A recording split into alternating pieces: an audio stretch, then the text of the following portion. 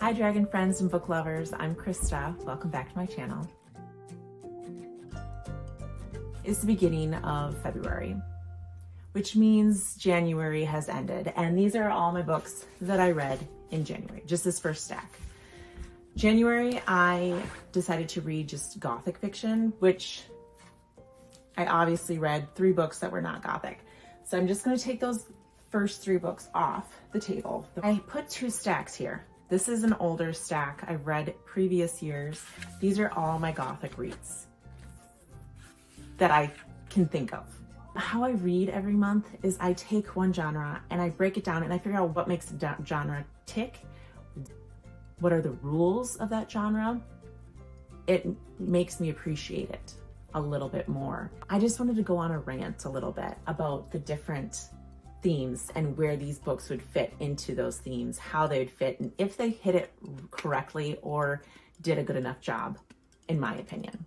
I think I'm gonna rank these books by best setting to maybe worst and see where they all lay. In Gothic fiction, a setting that needs to be a character of the story. It needs to be alive. It needs to be what moves the story further and further along. It might not be the house itself, but there's something within those walls that's going on. And then we have Rouge by Mona Awad, and we have the picture of Dorian Gray and the corset. They all 3 do a great job at making an inanimate object to come alive. It's not a house, it's not a graveyard or anything like that. It is a mirror, or it is a picture, or it is a needle and thread. That is what is a character within this story. Those things have come alive. So that's why I grouped it over there. It isn't a huge Gothic setting, but it is something different. And I really appreciated those books for that. They take place at inside of a home or inside of a castle or old ranch. Something going on within the community that's scary maybe, or eerie, but it has nothing to do with the setting coming alive or anything like that. The setting is not a character. It's just an eerie setting. That's about it. But there's no reason for that eeriness other than it's old. Our Wives Under the Sea and Poor Things, there isn't really anything to do with where they're at. There's no eeriness within that, except for Poor Things, I guess, has that mad scientist. But it didn't have much to do with the story after she came alive, which happened pretty fast. And then she left. She went out into the world. So she really wasn't at that castle for more than a couple pages. So that's why she's up at the top. So the next theme would be haunting. So I'm gonna quickly organize those. So I grouped these groups together by a little different. Haunted by something paranormal, whether it's vampires or ghosts. We have Vampires of El Norte, When the Reckoning Comes, Harry Potter, Sterling House, House of Salt and Sorrows, Coraline, The Hacienda, All the Murmuring Bones, and The House of Hunger. Now, in these stacks, they can still have paranormal, but what's haunting them is a little different. We have Haunted by People. This is editing me. I just wanted to pop in and say that the groups are Haunted by Paranormal, Haunted by People, Haunted by Past. I'm going to bring up Past right now, but I don't give any context to it. So I just wanted to let you guys know that there is a category of Haunted by Past, and that's what I'm talking about in a second. Anyone could make an argument that some of these would qualify for past because what happened to them, but I still feel like it's the people that are still present in their lives that are haunting each one of these books. So we have Little Eve, we have The Last House on Needless Street, we have Where I End, The Bloody Chamber, Our Lives Under the Sea, and Paranesi. This one would be Wayward Children, children that are causing a lot of mischief and trouble. So we have The Last Tale of the Flower Bride, we have All the Dead Lie Down, we have A Dangerous Education, we have The 13th Tale. So I think that some of these are haunted by it, or they are fearful of these children. So that's what's kind of haunted. It's kind of an eerie feeling. Now again, some of these could also lay in the past as haunting them, like the Dangerous Education or the 13th Tale, or even the Last Flower Bride. It's something that happened in their past, what is going on. But I think that the wayward children thing is what makes it really eerie and like gives that haunted feeling or scary feeling. This is the category plagues, curses, or omens. And I feel like the picture of Dorian Gray could be a curse. The Sorrowland, What Moves the Dead, Mexican Goth, A Dowry of Blood, Interview with the Vampire, or The Corset. This happened to them and that's what's haunting them. This one is the past. So this is Poor Things, definitely things that went on in her past she isn't aware of. So that's kind of, I guess, would be the most haunted thing that's going on in this story. Otherwise it's not really eerie other than that. The Wonder of All Things, that she's definitely haunted by her past, of her mother's memory of her mother. A House with Good Bones, Fingersmith, and Rouge, all haunted by the past. What happened, you're constantly trying to figure out what was going on. Now is a big one when it comes to Gothic horror, and I think this is one of the most important ones, is the isolation or obsession. Each Gothic tale has to have one of them, I think. But I'm going to categorize them, what I think each story held, and see if there's maybe even another third qualification that I didn't even think of. Oh, I don't think I have much longer left to be able to record because the sun is coming in hot and it's not going to look very good in the video. But I categorized it in two different groups. This one is obsession and this one is isolation. There's an emotional distress with all of these. So some of them didn't fit quite perfectly in their groups, but I feel like I can make an argument why they fit in each group that I put them in. But every one of these definitely had an emotional distress thing that happened to them that they're living with, and that they feel isolated because of that emotional distress that is causing them to feel different than or on the outside of. And with Poor Things, there's definitely an obsession with her. There's also an obsession with her needing to experience everything. So with sex, especially with sex, she's growing at such a rapid rate that she needs to be learning everything right now. The Interview with the Vampire, we have I forgot their names, I think it's Lestat, who turns a man into a vampire and he becomes obsessed with the main character. And he goes on to discover how vampires started. And the man that he meets next is also obsessed with him. So it is him that a lot of people are obsessed with. But he's also needing to learn. I guess he could also go into isolation because this book could fit into both categories because he feels very isolated. He doesn't want what he has and he feels very alone. He feels on the outside of all these places. He's looking for a place to fit in. The 13th Tale could fit into both as well. You have a character who is obsessed with learning more about this story, who is trying to figure out if it's real or if it's not and what exactly really happened. But then these characters that we go back in the past and learn about is definitely isolated.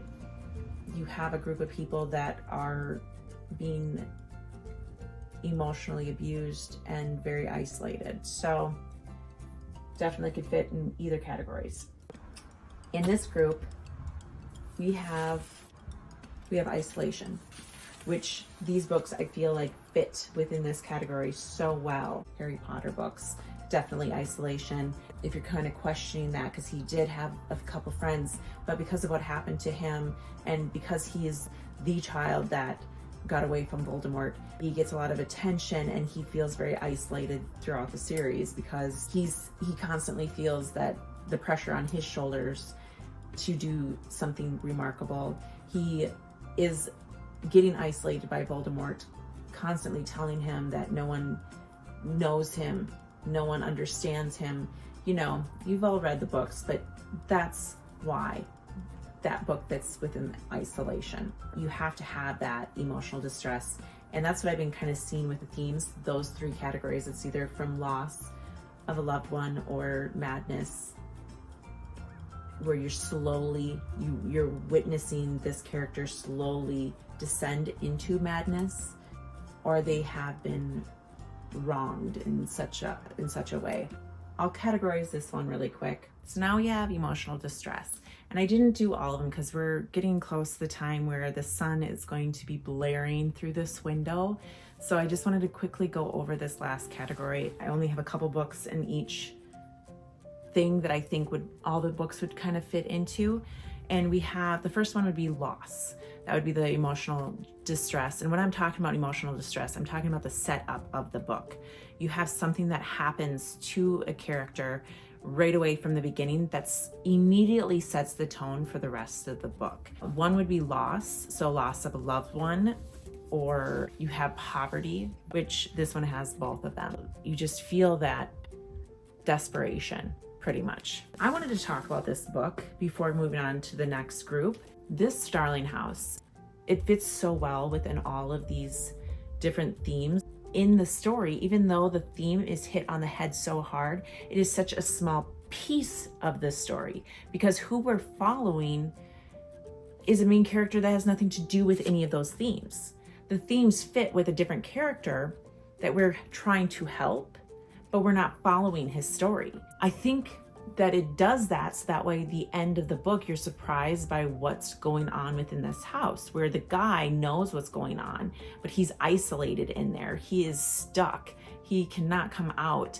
He's definitely within this haunted place, that this castle that he's in is so alive that he has to stay there to protect the whole town. His story is so interesting. I much rather would have followed him and his desperation, his despair, his isolation would have been so much more interesting than following this girl that has nothing going on other than she needs to take care of her brother, which she lost her mom and dad, and she is going through despair because they don't have money. They don't have a lot of money, so she's working hard. Although you just don't feel the despair like you do in some of the other books that I'm going to be mentioning soon. But you follow her as she's trying to figure out what's going on in this castle. So she's doing research. I much rather have known what was going on in the house and just felt the story with that guy instead. But I do enjoy the fact that I understand why this book did not work out for me. Now we have emotional despair when it comes to abuse. This is definitely many different levels of abuse in this stack. So you have a book about slavery. You have a haunting of a place that did despicable and horrible things to slaves. So you have a whole culture of abuse in that book. You have a dowry of blood, and this is definitely an abusive story. She feels very isolated because of this abuse that's going on in this story. You have All the Dead Lay Down. This is a story of a mother who abandons her children. Not really abandons because she's there, but she's not taking care of them. She's hiding away. She's definitely comes out and is constantly yelling at them, constantly belittling them. So there's that type of abuse in here. You have Coraline even, where you have that abuse that the mother is just, again, not there, not taking care of her. Which brings me to a really cool point that I'm going to bring up in a second here. And then the rest of these are definitely a lot stronger with the theme of abuse. It's a lot more disturbing, but the abuse is there. And then it brings me to the slow descent into madness type of emotional distress. So something happens right away at the beginning that causes them to slowly go into depression, slowly going mad, slowly going crazy. And there's so many different ways that that can happen. And I love books that can do that. So we have The Picture of Dorian Gray, which we all know. I think most of you know what's going on with that. Interview with the Vampire, which you have the main guy who gets turned into a vampire. He didn't want that. He feels alone, and you feel that slow depression over the years that he doesn't belong. He doesn't even want to be alive anymore. Like, it's just that slow descent. You have Rouge, and you have Our Wives Under the Sea. All of them are great examples of the slow descent into madness. I wanted to talk to you about the final theme that I can think of that really fits within Gothic novels, and that's villains versus protagonists. In Gothic fiction, those two groups of people are very complex. This is the perfect example. I think most people know about the story of Coraline and understand what the story is about. So that's why I think this would be a great book to talk about with this type of theme. But you have the mothers. Now, at the very beginning of the story, the other mother seems very lovely and wonderful. And you have her regular mother who sounds very abusive and very not there for her at all. And it sounds like a horrible position that she's in, and you understand why she'd want to go, and you kind of root for her to go to the other mother because it sounds like a wonderful place. I love Gothic novels because of this complexity, because as the story goes on, most of these villains, you feel this understanding to, you feel sympathetic towards, and the protagonist or the good people, they do things that aren't always good. And then these villains, they do things that aren't always bad. I love complex characters, and I think that's also why I like Gothic fiction so much, is because they're just filled with complex characters. Now, some books do that a little bit better than others. So I thought it'd be really fun to take all of the Gothic reads that I read and put them on the screen so we can kind of experiment this way with them a little bit. So I have listed from my very favorite, which is Piranesi at the top, left-hand side, all the way to my least favorite, which is down at the bottom, Vampires of El Norte, bottom right. But honestly, I loved all the books up to Little Eve, which is at the very bottom row, 3 books in. I loved all those books. And if you go another 3 books in, I really enjoyed all of those. And then 2 books in, I had a decent time with those. And then the last 3 drops off pretty significantly from there. I thought it'd be fun to go through some of the themes and different genres and see where they would fall on my favorites. And I thought it'd be a good way to see if I had any preferences from one theme to the next or one genre to the next. This first highlighted group, I highlighted all the books that were in the very beginning of this video, the very best Gothic settings. When I ranked the different Gothic settings, I highlighted the ones that were in the best Gothic setting group to see if I had a preference on the settings at all. And it looks like they're pretty spread out.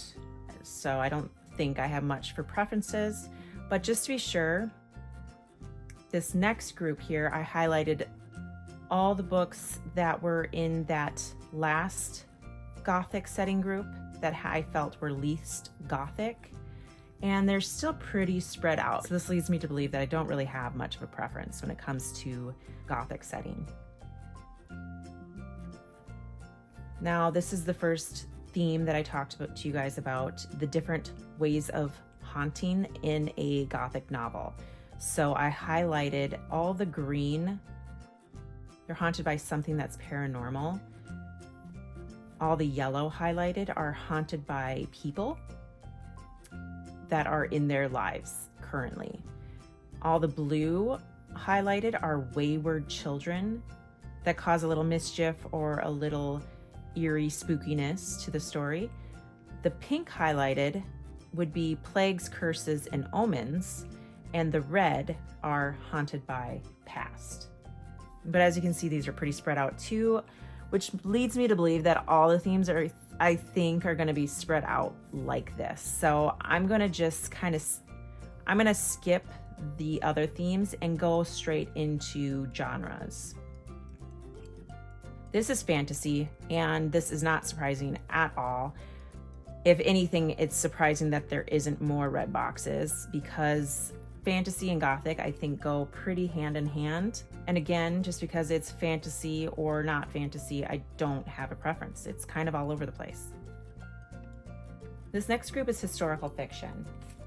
I really love when books mix fantasy and historical fiction together, but I don't actively go searching for fantasy and historical fictions. I just usually get surprised, and I always find myself really enjoying when they have that aspect to them.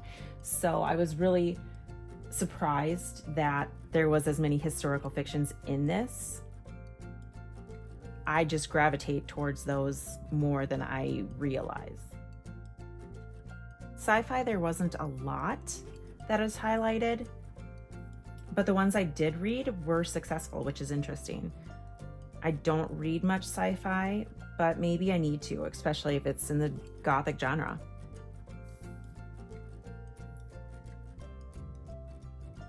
I did a spread for young adult. I don't read a lot of young adult. It looks like the ones that I did read were successful. However, I don't have on this list the 2 Gothic young adults that I DNF'd, which makes the odds of me enjoying a young adult Gothic not as good.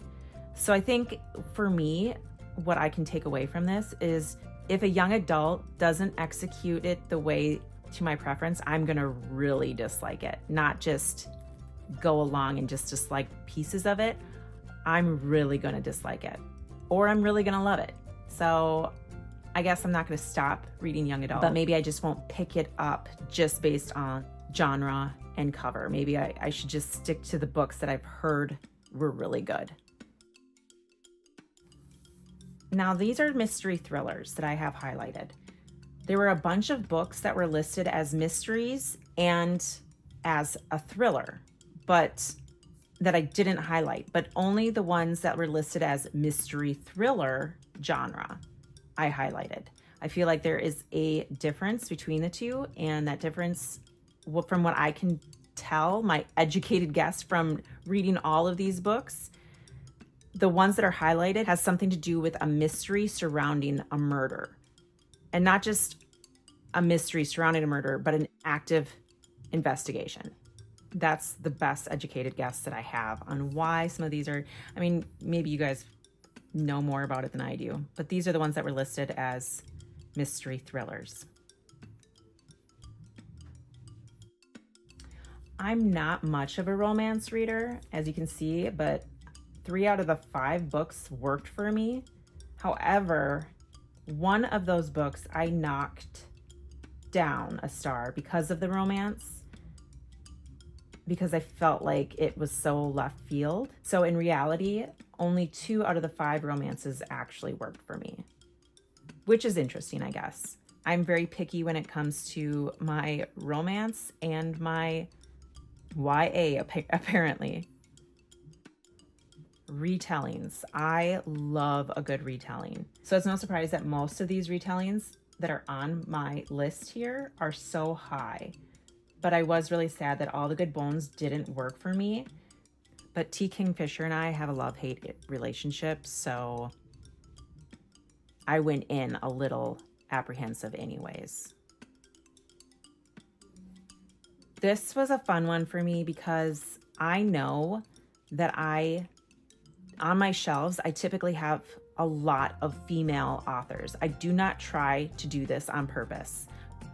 I really noticed it over the last year probably, that not only do I really enjoy female authors, I really gravitate towards their stories without even realizing it. So I thought it'd be fun to go through and just highlight all the male authors, because I knew there was going to be a lot of women and non-binary authors. So I only read 4, and 2 of those male authors are repeat authors that I've read from before, and I added them to my reading because I knew that I loved these authors already anyways. I just thought that was really interesting. These are repeat authors. This number is a lot higher than I was expecting. I do tend to prefer debut novels.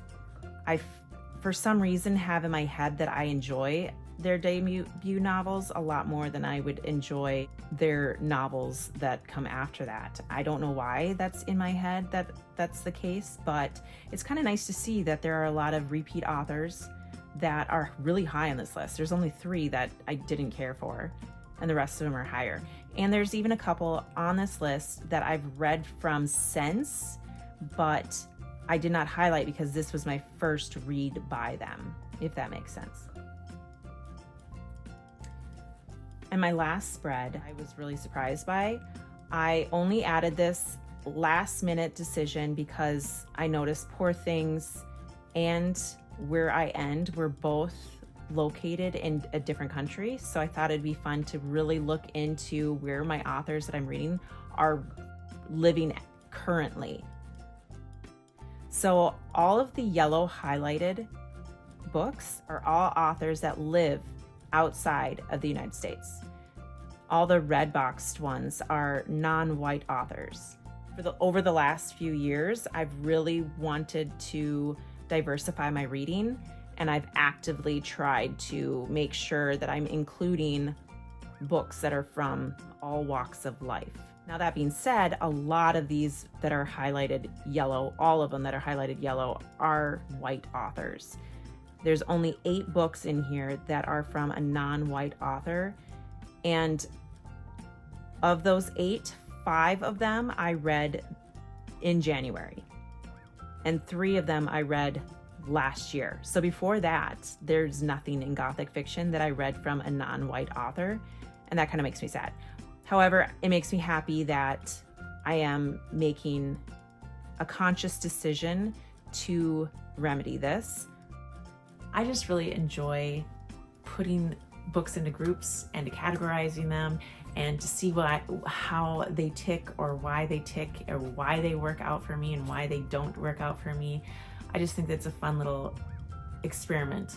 And I'm sure a lot of these things, a lot of these themes that I talked about are probably pretty obvious to most people, especially a lot of people that read a lot of books, but it isn't to me. And I just really enjoy breaking that down. So if there's a theme that I didn't mention that you think would fit really well within Gothic fiction, please let me know in the comments below. I love learning more. If there is a Gothic book that you think I should read that you really enjoyed or that fit the themes, maybe not even a Gothic book, because there's a couple books that I didn't really talk. I was going to go into a little bit more, but I don't have time, that aren't labeled as Gothic, but I feel like fit within these themes so well that I included them today. So if there's books that you think fit within these categories really well that you think that I would love to hear about those. Until next time, bye.